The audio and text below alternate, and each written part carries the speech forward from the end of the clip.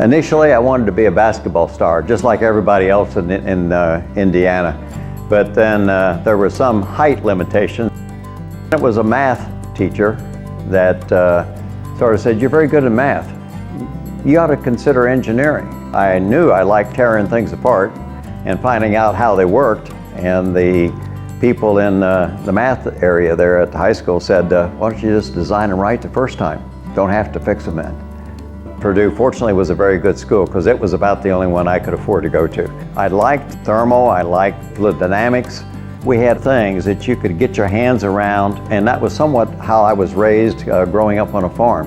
So I was really impressed with the openness, the quality of the people, and I felt comfortable here at Purdue.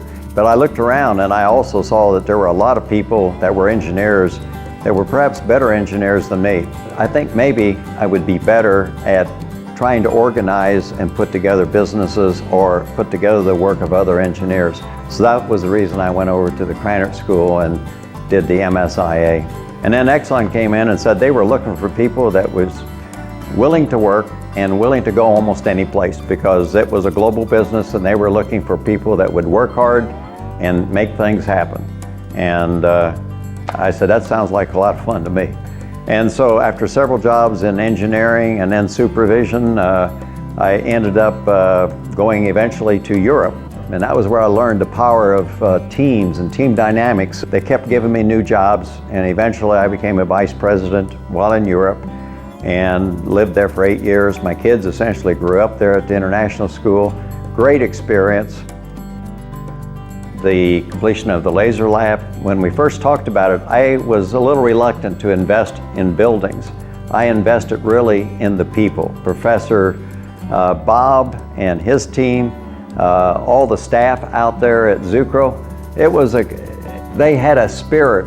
You could see that they had the team spirit, and they had that dedication to discovering something new and then implementing it.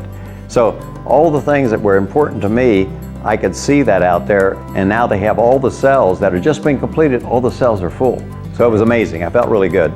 Proud of Purdue, proud of the people that were doing it. My dad always said, life is continuous learning.